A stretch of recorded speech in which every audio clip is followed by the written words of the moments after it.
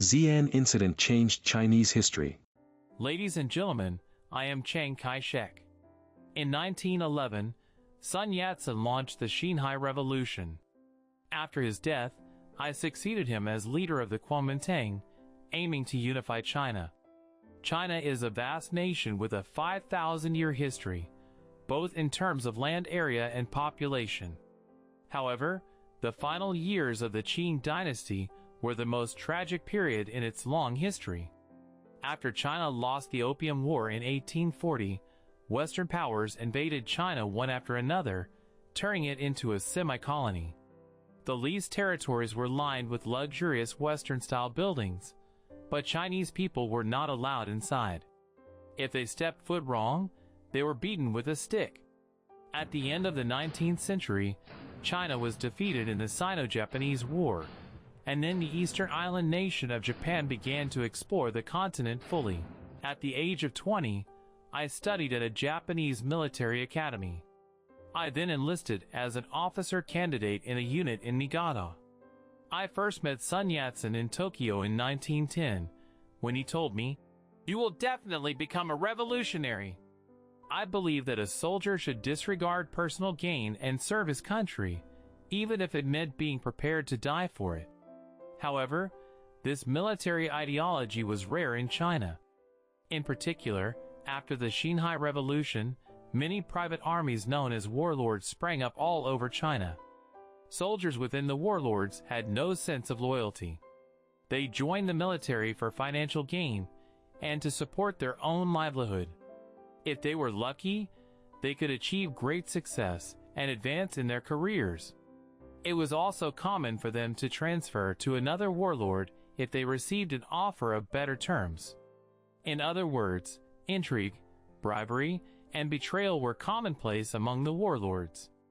I made full use of this to expand the power of the Kuomintang, but there was one organization that stood out to me, the Chinese Communist Party's Red Army.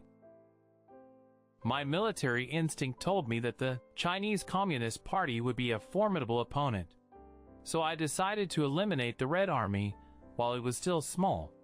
Starting with the Shanghai coup in 1927, the campaign to encircle and annihilate the Chinese Communist Party began in 1930 and continued through the first 5 stages.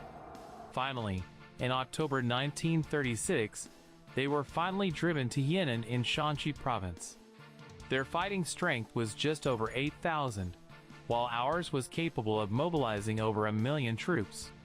They were truly one step away. But then, an entirely unexpected event occurred. It would dramatically change the course of world history. That was the Xi'an Incident.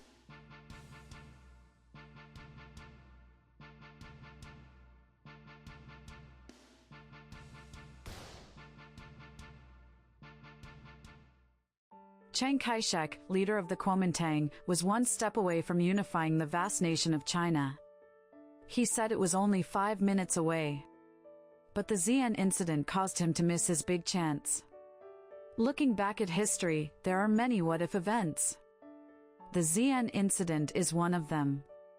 If the Xi'an Incident hadn't happened, China might have become a part of the Western world, with a president of its own. Hello everyone, I am Nancy Anderson from Kitan Club. I'd like to share a video that explores the rivalry between Chiang Kai-shek of the Kuomintang and Mao Zedong of the Chinese Communist Party. Kitan Club is a channel covering a wide range of topics, including history, culture, and literature. We advocate a literary renaissance.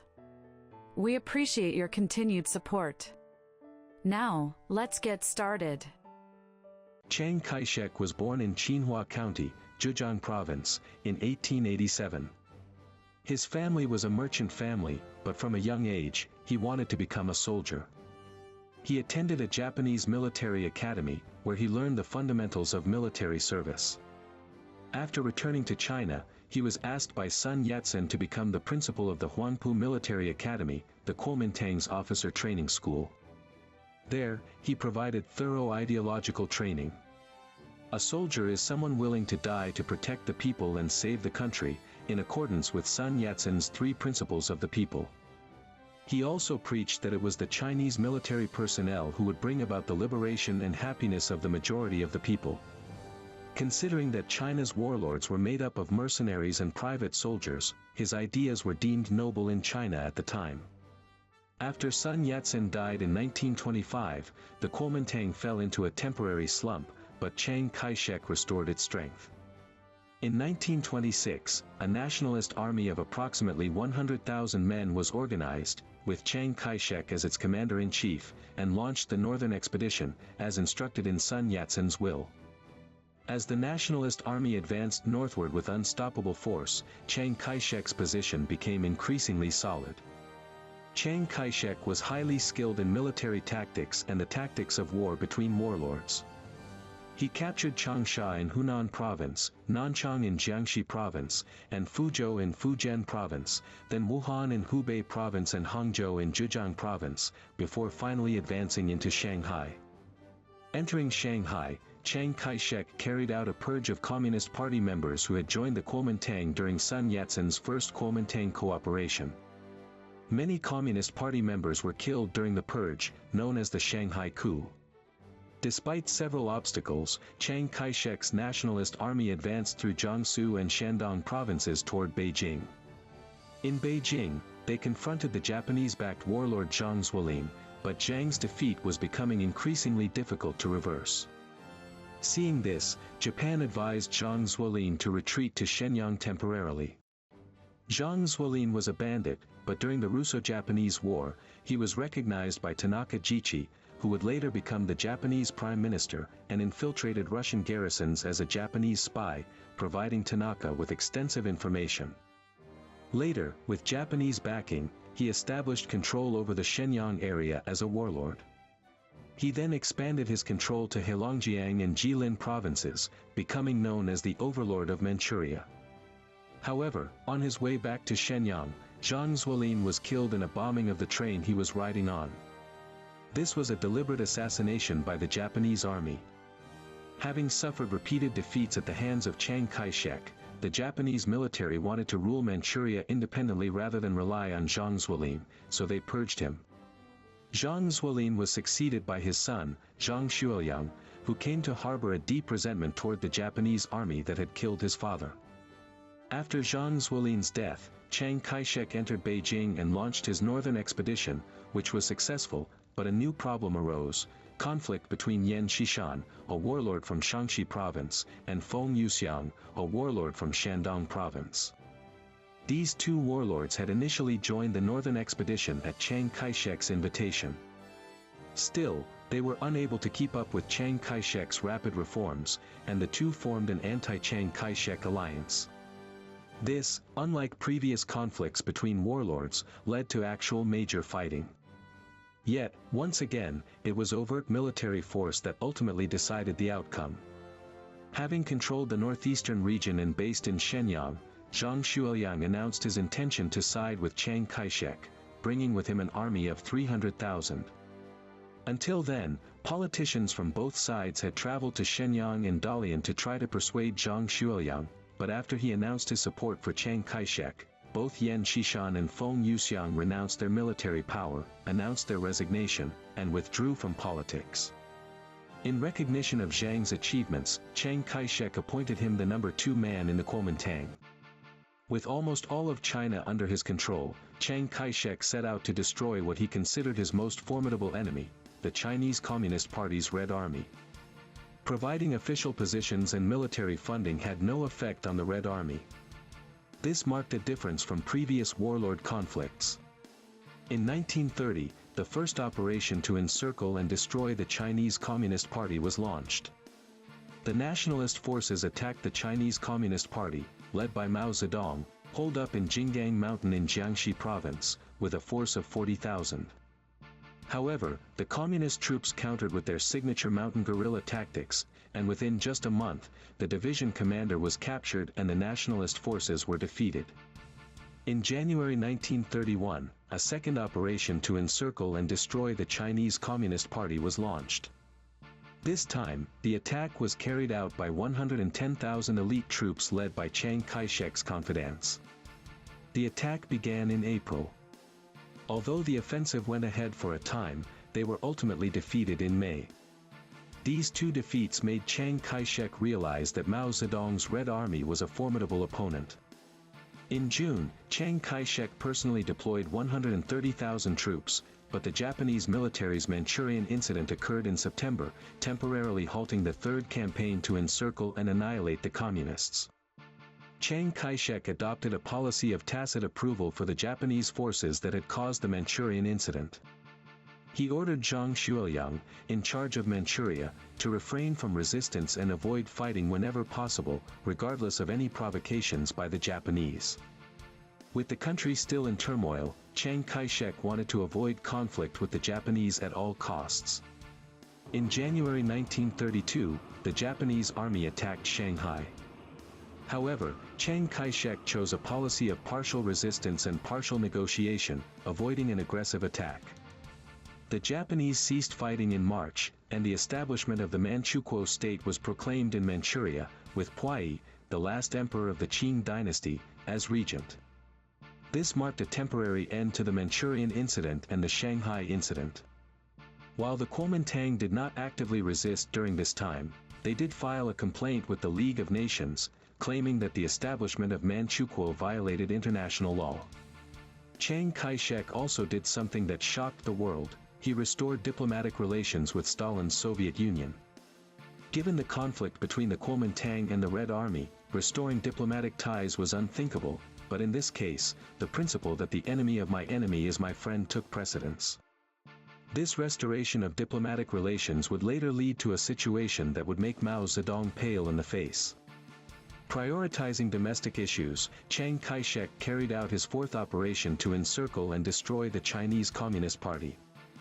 In January 1933, after eliminating small communist groups across the country, he invaded the Chinese Soviet zone of Duanjin, Jiangxi province, with a force of 500,000 troops. However, once again, the Japanese army began advancing toward Jihou, and Chiang Kai-shek suspended his encirclement and destruction strategy and headed north. A ceasefire was reached at the end of May at the Battle of Jihou in southern Manchuria, and Chiang Kai-shek once again set out to eliminate his greatest enemy, the Chinese Communist Party. Chiang Kai-shek hired military advisors from Germany to modernize the nationalist army. There was a reason why he had his eye on Germany. He had requested military assistance from developed countries, but each time, he was met with an imperialist attitude.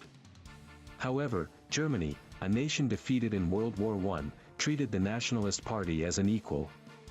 The first advisor, appointed in 1930, saw that Chiang Kai-shek's army lacked a single tank, only one field artillery battery, and only a few aircraft for reconnaissance and mapping. He urged urgent modernization. In 1933, he invited Hans von Seethok, a mighty German military commander, to join the army and promote its modernization. Not only did he provide military training, but he also helped Chiang Kai-shek purchase the latest weaponry from Germany. Thus, in 1933, Chiang Kai-shek finally launched his fifth operation to encircle and destroy the Chinese Communist Party. At the time, the Chinese Soviets were led by a group of young, elite strategists in their 20s, including Wang Ming and Bo Gu, who had studied in Moscow. Supporting them was Otto Braun, dispatched by the Comintern in Moscow. This period was one of the most difficult for Mao Zedong, who had been ousted from his position as leader. The Chinese Communist Party forces in Duanjin, Jiangxi province, numbered approximately 100,000 and were attacked by Chiang Kai-shek's 1.35 million Kuomintang forces, including an air force. Otto resisted with trench warfare. However, starting in 1934, new troops joined the Kuomintang, and the overwhelming enemy attacks forced the Red Army to flee west. This escape, which began in November 1934, marked the beginning of what would become known as the Long March.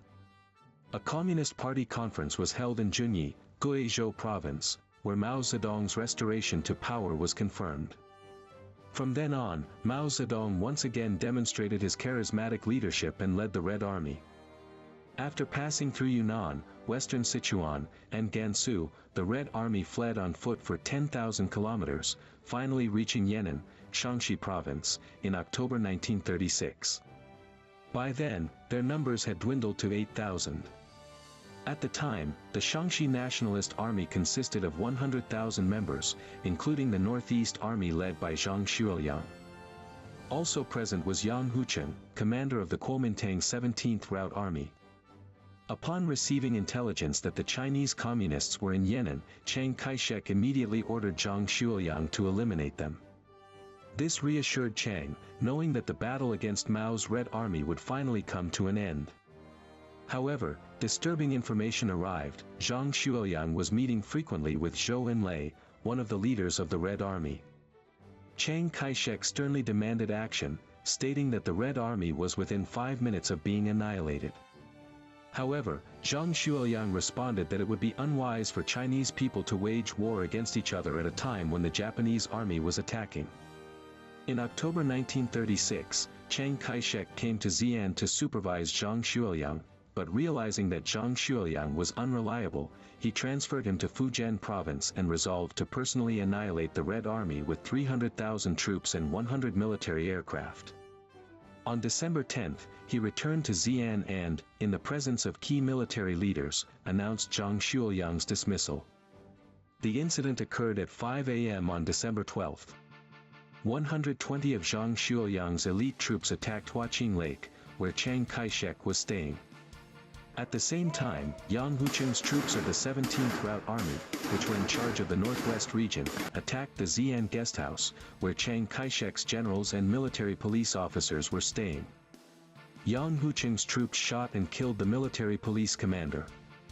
A fierce gunfight broke out between the two sides at Huaqing Pool, and upon hearing the gunfire, Chiang Kai-shek immediately hid behind rocks in the mountains behind the building. Approximately 40 people were killed in the firefight, but Zhang Xueliang's troops abducted Chiang Kai-shek, who was hiding in the hills behind the building, and took him to Xi'an.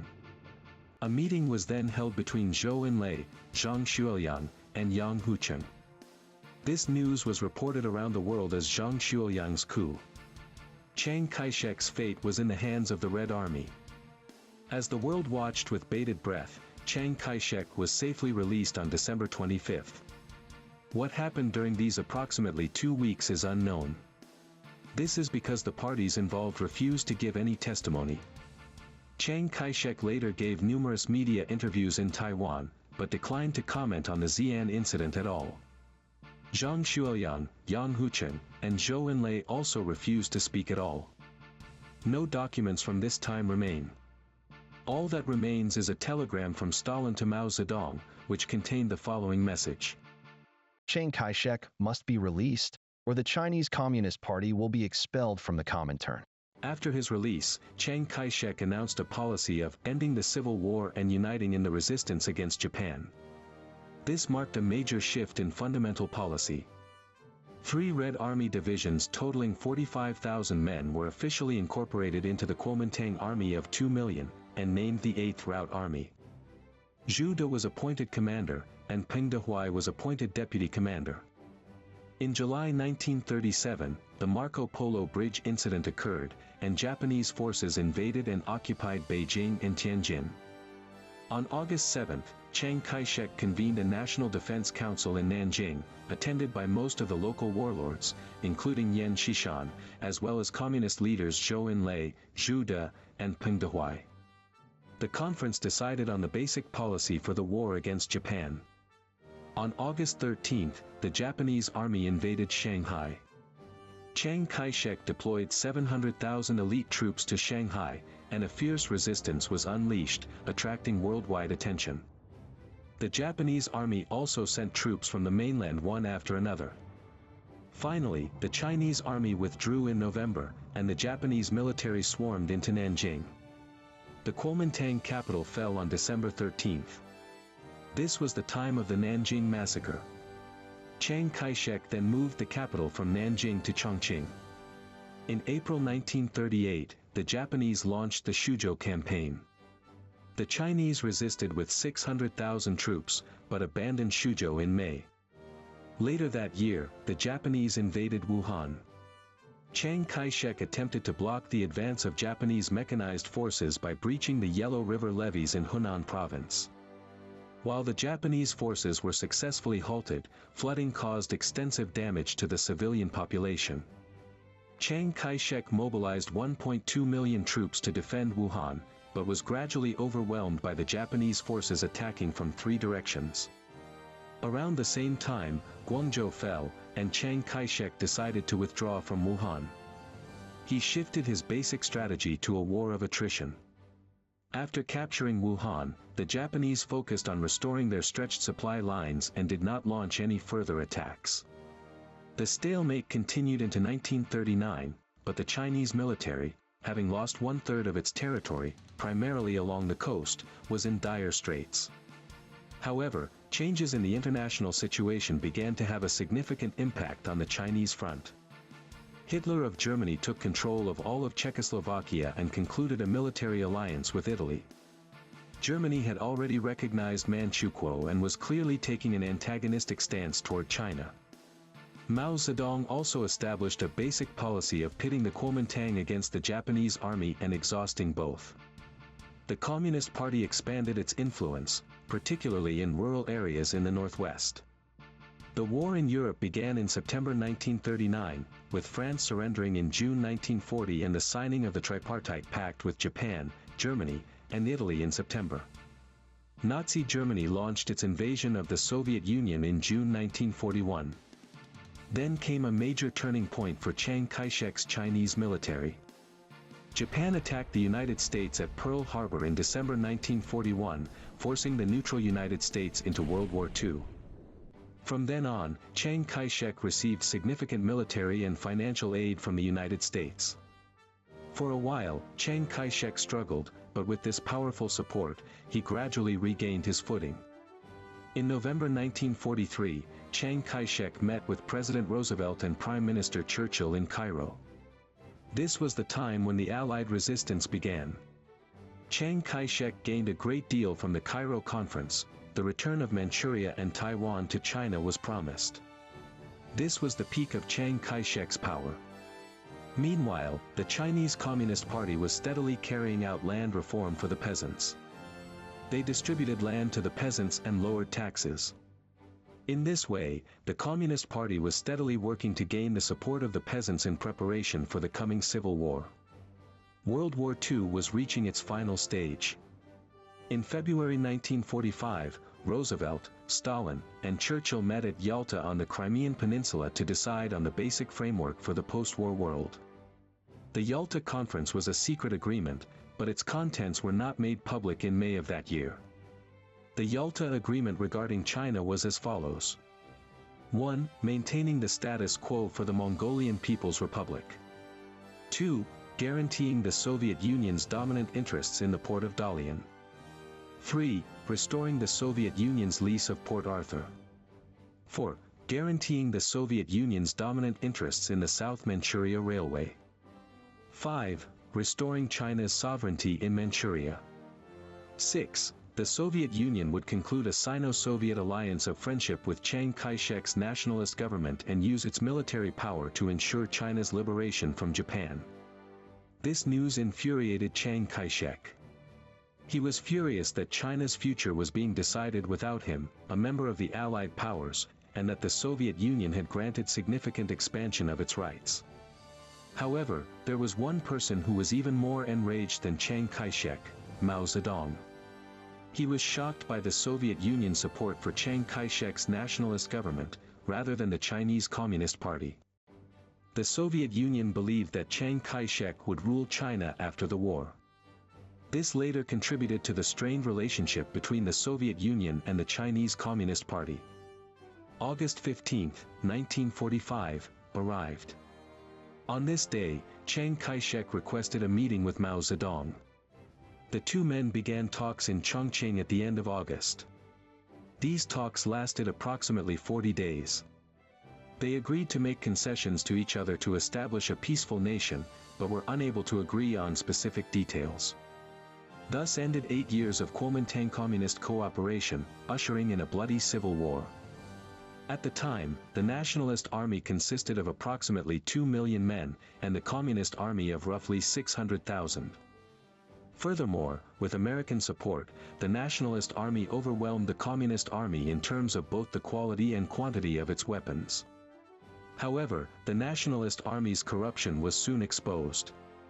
Chaos ensued as the military, the party, and local governments competed to seize assets left behind by the Japanese army.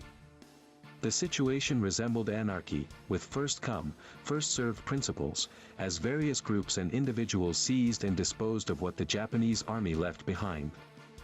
Furthermore, the economy had been in a state of collapse since the middle of the war against Japan, and hyperinflation had developed due to the massive issuance of currency.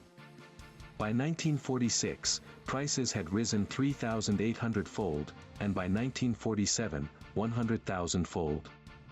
Factories closed, and mass unemployment and refugees poured out.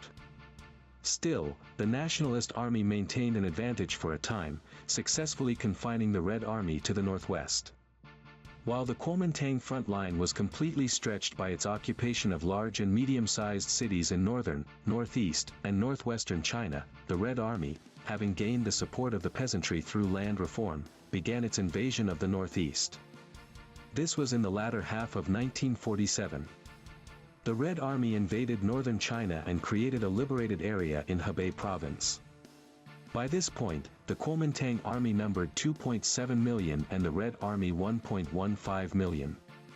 In 1948, the Red Army, renamed the 8th Route Army, the People's Liberation Army, took complete control of the urban areas of the northeast and began its advance south.